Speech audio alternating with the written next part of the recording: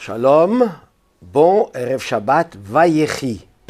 Vayechi, c'est le nom de la paracha, la dernière du livre de Bereshit, qui parle de la mort de Yaakov. Et se termine aussi avec la mort de Yosef.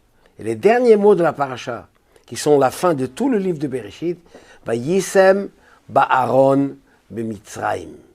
Il fut mis dans un cercueil en Égypte. En quoi ces mots-là sont la conclusion de tout le livre?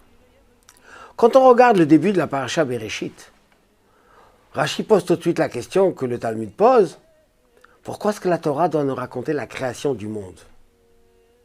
Pourquoi on ne commence pas la Torah avec les lois des mitzvot? Les lois de Pessah, comme c'est marqué. Quelle importance y a-t-il de savoir la création, les patriarches, la descente en Égypte? On aurait dû commencer par les 10 commandements, ou juste un peu avant, puisque ce sont des lois. Et Rashi nous répond, basé bien sûr sur le Midrash, qu'en fait, c'est une réponse aussi à toutes les nations du monde, qui vont nous dire, qu'est-ce que vous faites sur terre? Pourquoi vous voulez une parcelle dans la terre d'Israël, géographiquement? Vous êtes un peuple d'études, de prières, de philosophie. Restez dans votre domaine. Pourquoi devez-vous vous battre, rentrer en terre d'Israël, prendre la terre des 31 peuples qui étaient là-bas et avoir des histoires jusqu'à nos jours? Puisqu'on nous considère des voleurs, comme dit le texte, l'istimatem. Vous avez pris la terre des nations. Et la réponse par Bereshit, c'est qu'Akadosh Baruch Hu a créé le monde dans un but bien spécifique. C'est de faire de ce monde une demeure pour Akadosh Baruch Hu. Et dans ce monde matériel, il a fait une hiérarchie. Il y a des terres moins saintes, pas saintes du tout, et terre sainte, Eretz HaKodesh. Et cette terre sainte, il a mis Am HaKodesh, le peuple saint, pour faire diffuser la lumière divine dans le monde à travers le Beth Amikdash. Nous venons de vivre Hanouka, c'est la diffusion de la lumière et du bien dans le monde tout entier. Et pour cela, Dieu raconte la création du monde pour nous dire que la création, elle est divine. Et lui, il a créé dans un but bien spécifique et il a mis à chacun où il veut, comme il veut.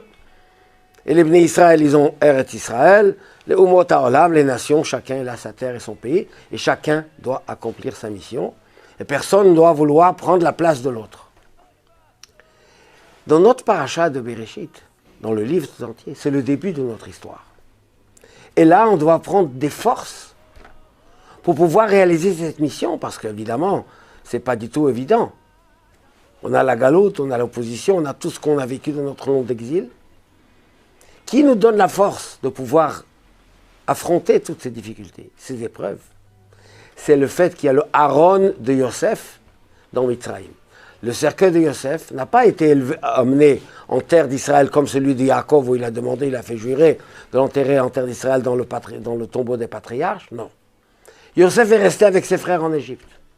Et le fait de reposer dans la terre d'Égypte, il facilite, il aide, il donne la force à Am Israël de traverser tous les exils.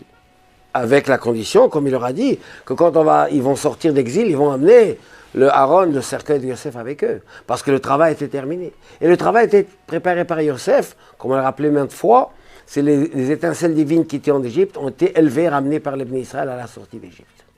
Tout ça fait un grand projet. Alors quand on commence par le mot Bereshit, bara Elohim, au début, Dieu créa le monde, le ciel et la terre. Et ça se termine Aaron b'Mitzrayim, Yosef dans un cercueil en Égypte. C'est la continuité, c'est la suite, c'est la possibilité, le moyen de réaliser, de faire de sorte que ce monde devienne une demeure pour Akadosh Baruch Hu, vu et su au nom des nations, comme il est dit le texte du prophète, Veraou kol basar qui fait Hachem Diber. On verra, toute chair verra comment Dieu est créateur du monde et comment le Bnei Israël, en demandant l'aide des nations, réalise cette mission divine que Dieu nous a donnée jusqu'à la venue du Mashiach qui amènera le shalom pour le monde tout entier. Chazak, Chazak, Benit Chazek, Shabbat Shalom ou Mevorach.